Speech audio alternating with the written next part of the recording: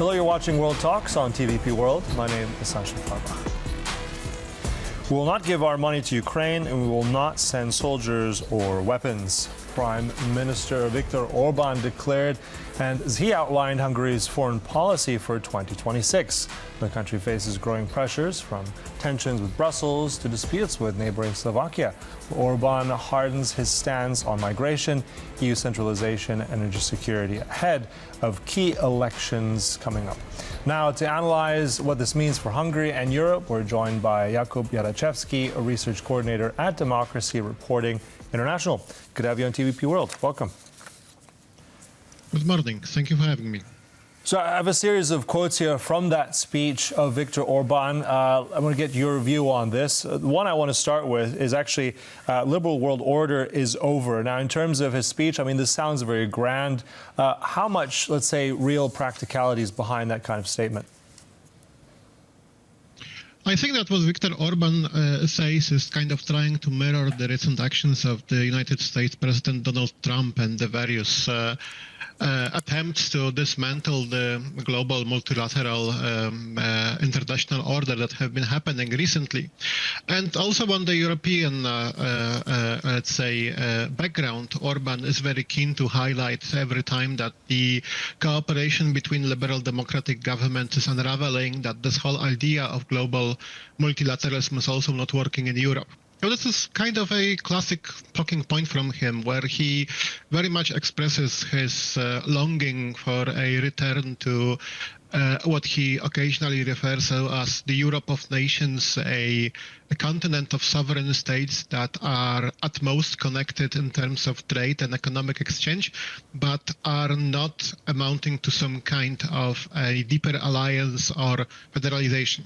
Mm-hmm. And at the same time, we've observed this from Viktor Orban over these last years. He's been in power for quite some time. Is this now, you mentioned the United States, that he's trying to follow and mirror what Donald Trump is doing. At the same time, I want to jump in right into a kind of a paradox if we go to Maduro and Venezuela. I mean, this is a person that he had supported in the past. I mean, this makes it difficult now. I mean, which way does Orban have to recalibrate the past, or where is he going now with what's happened in Venezuela? I think that Orban in general is facing some significant challenges to how far just his rhetorics about unraveling a global order go. And I would say even not so much with the situation in Venezuela, which is of course complicated, as we have seen President Trump earlier for many years talk about how the United States needs to get out of action abroad, and it needs to stop changing regimes by power, and that what the neoconservative Republican Party governments of Presidents Bush Sr. and Jr. have been doing is wrong, and now he's doing very much the same in Venezuela.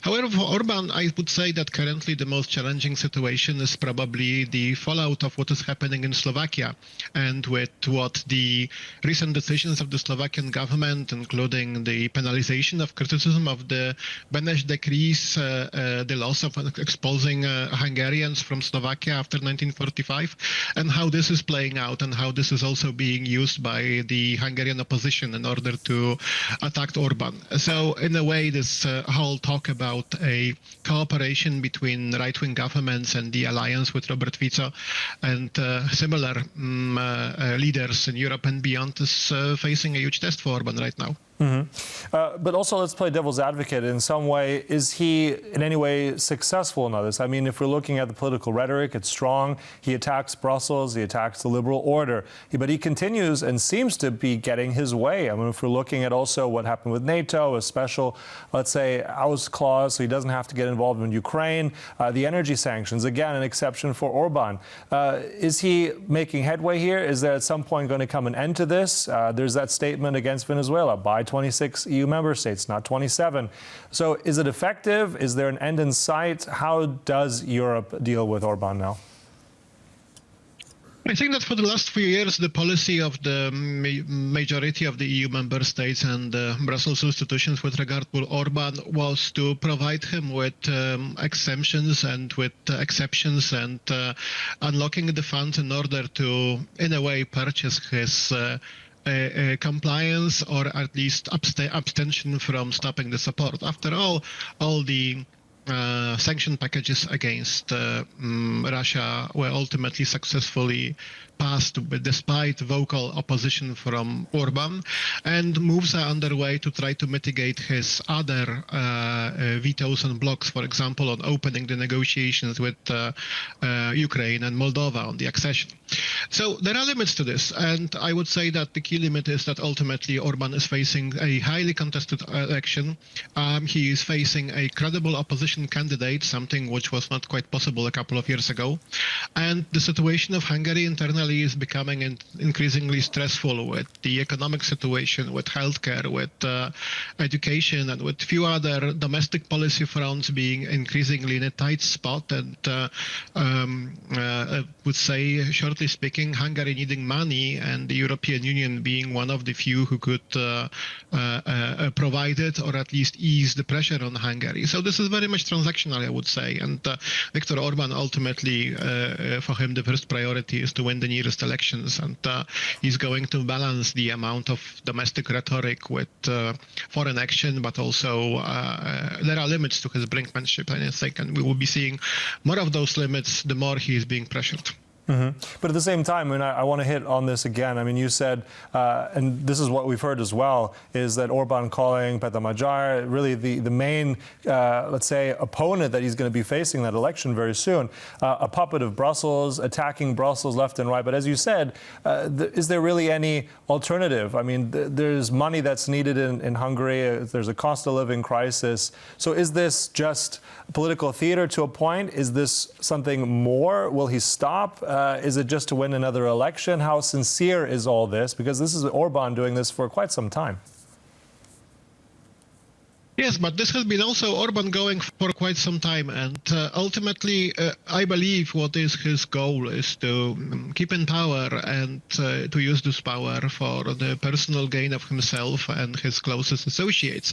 This is something what we've been seeing over and over, with the media in Hungary revealing information about the close associates of Orban receiving public money, and about construction of a huge house, or I must say a palace in the Hungarian countryside for use by Orban and his family.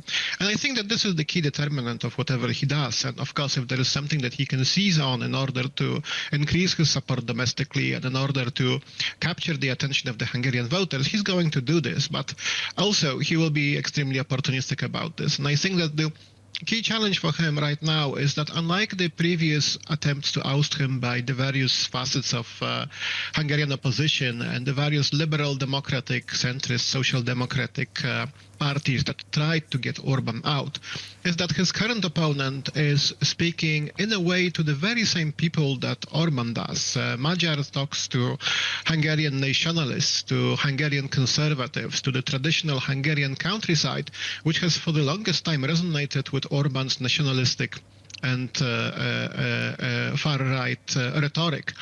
And now this is being tested because his opponent is reaching for the very same people. He's just telling them, look, Viktor for all those years has been telling you that he represents the interests of the average Hungarian, that he represents the interests of a conservative Hungarian family, but he's been never credible about this, and he's been willing and ready to ditch and sacrifice and to dodge whatever it was convenient for him.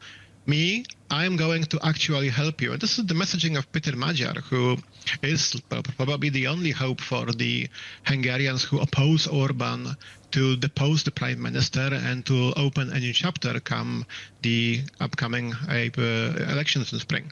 Mm-hmm. And also, I mean, looking at the roughly around, I don't know, about 100 days ago, the election, we're going to have that very soon, that showdown. What do you expect? I mean, it's obviously an election cycle. Many things can happen. But if we're looking at some of those polls, they're very close. Some give majority a lead.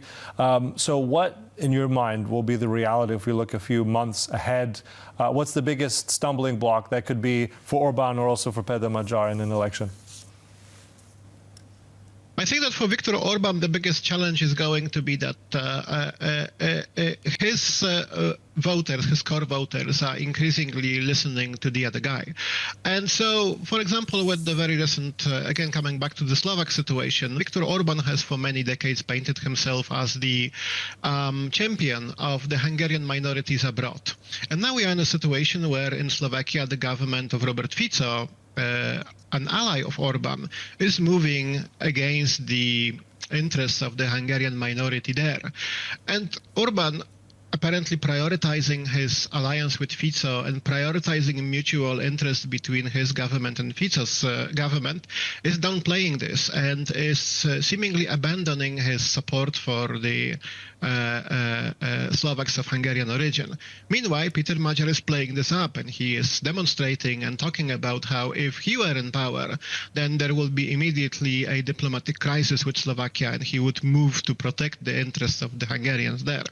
So there will be more of this, and I think that a lot of various elements of the Hungarian policy are going to flare up in the coming months. For Viktor Orban, this will be the question of credibility and the question of how much he can balance his priorities. For Peter Magyar, I would say the biggest challenge is perhaps not even for himself, but for those who support him, including the European Union governments that cheer for TISA and cheer for an opportunity for Orban to get out of power.